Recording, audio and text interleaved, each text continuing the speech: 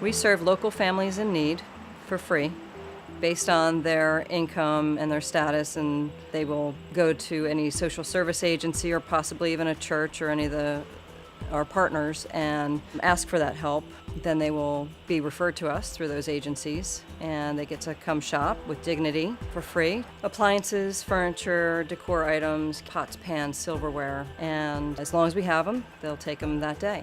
I never thought in my wildest dreams that I would need to go to the bin. I received dishes, glasses, a teapot. I got a beautiful chair and a coat rack and some pictures. The bin has really helped me make my apartment a home and make me feel like I'm in a neighborhood now that I want to stay in and that I can heal and get better and put down roots. And it may not seem like it's a lot to the person giving, but to someone like me, it meant everything. It meant having a home again. When someone donates their items, they can know that someone here locally is going to be served and blessed. A lot of our clients are sleeping on the floor. We really strive to make sure that everyone has a bed to sleep on. My first time coming here, it was so delightful. And Lord, I needed a stove real bad. And sheets for my house, washcloths, towels for my house, pots and pans. Oh, that stove is like, oh man, I'm telling you, it's a delight. When I walked in here, I didn't think about no shoes. The only thing I had on was my bedroom shoes. And when I looked at that stove, I started crying. Every time I get up in the morning, that's the first thing I do, I go look at the stove. I can't ask no more.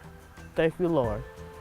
We've been tracking the progress of the bin for the last couple of years and have been really impressed with the results that they get on a very limited budget. We feel like they provide a really high return on investment to the community. We chose to get a lot more involved with them in terms of financial support, but also working with them on fundraising and marketing, promotion, PR, those sorts of things. The two things that they identified that they needed the most were one, a box truck, which would allow them to be a lot more efficient in picking up donations of furniture and other household goods around the community. And then second, they felt like if they could expand their space, they could also greatly expand the number of families that they help. We are going to match up to $10,000 to help the bin purchase a box truck. And we also then are matching up to another $10,000 to allow them to expand their programs and continue to reach out into the community so that they can hopefully double the number of families over the next 2 or 3 years that they serve.